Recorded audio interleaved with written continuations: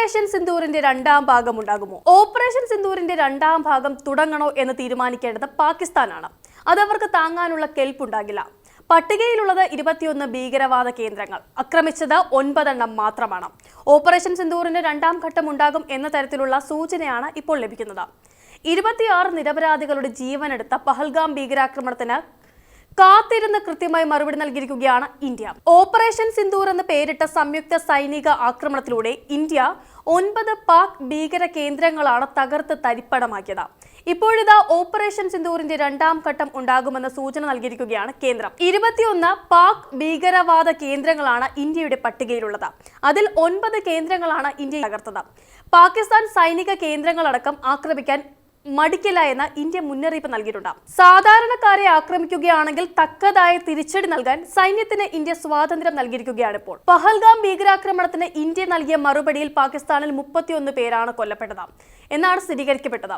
41 പേർക്ക് പരിക്കുപേറ്റു. അതുപോലെ തന്നെ പഹൽഗാം ഭീകരാക്രമണത്തിന് ശേഷം ഇന്ത്യൻ തിരിച്ചടി പ്രതീക്ഷിച്ച പാകിസ്ഥാൻ 15 ദിവസവും ആശയക്കുഴപ്പത്തിലായിരുന്നു.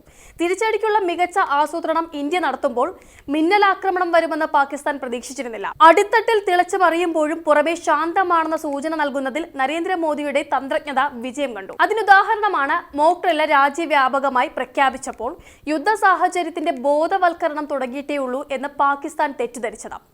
ഓപ്പറേഷൻ സിന്ദൂറിന് 20 മിനിറ്റ് മുമ്പാണ് തിരിച്ചടിക്ക് തയ്യാറെന്ന കുറിപ്പ് ഔദ്യോഗിക എക്സ് അക്കൗണ്ടിൽ കരസേന പോസ്റ്റ് ചെയ്തത്. എന്ത് നീക്കവും പ്രതിരോധിക്കുമെന്ന് വീരവാദം മുഴക്കിയ പാകിസ്ഥാന് പക്ഷേ പുലർച്ചെയുണ്ടായ അപ്രതീക്ഷിത നീക്കത്തെ പ്രതിരോധിക്കാനേ കഴിഞ്ഞില്ല. അതിർത്തിയിൽ മിസൈലുകളും യുദ്ധവിമാനങ്ങളും വിന്യസിച്ചുവെങ്കിലും ഇന്ത്യൻ ആക്രമണം തടയാൻ കഴിയാതിരുന്നത് പാകിസ്ഥാൻ സേനയ്ക്ക് വൻ നാണക്കേടാണ് ഉണ്ടാക്കിയിരിക്കുന്നത്. അതേസമയം സൈന്യത്തിനുള്ളിലും ഒട്ടേറെ ചോദ്യങ്ങൾ ഉയർത്തുന്നതാണ് ഓപ്പറേഷൻ സിന്ദൂർ എന്നോർക്കണം. 9 കേന്ദ്രങ്ങൾ ആക്രമിക്കപ്പെട്ടപ്പോൾ ഒന്നിൽ പോലും അവർക്ക് പ്രതിരോധിക്കാനായില്ല. അതിർത്തിയിൽ നിന്ന് 100 കിലോമീറ്ററുള്ളിലുള്ള ദവൽപൂർ ഇന്ത്യൻ മിസൈലുകളേറ്റ് വിറച്ചുപോയി. പാകിസ്ഥാൻ സമൂഹത്തിന് മുന്നിൽ പ്രസക്തിയും അന്തസ്സും നഷ്ടമായ സ്ഥിതിയിലായി അവരുടെ സൈന്യം. അക്ഷരാർത്ഥത്തിൽ മുഖത്തടിയേറ്റ അവസ്ഥ. അതുകൊണ്ട് തന്നെ അവർക്ക് മുഖം രക്ഷിക്കാനെങ്കിലും എന്തെങ്കിലും ഇന്ത്യക്കെതിരെ ചെയ്തേ തീരൂ. അതോടൊപ്പം തന്നെ മുൻകാലങ്ങളിലെ സമാന സന്ദർഭങ്ങൾ എടുത്തു നോക്കുകയാണെങ്കിൽ യുക്തിപൂർവമായിരുന്നില്ല പാക് പ്രതികരണങ്ങൾ അത്രയും.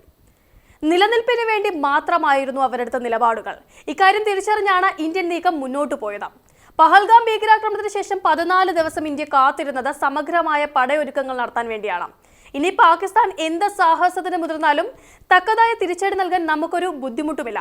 സൈനിക വിന്യാസം പൂർത്തിയായെന്ന് പറയാം. ആയുധങ്ങളും തയ്യാറാണ്. പാകിസ്ഥാൻ വിചാരിക്കാത്ത തരത്തിൽ മറുപടി നൽകാനുള്ള ശേഷിയും ഇനി നമുക്കുണ്ട്.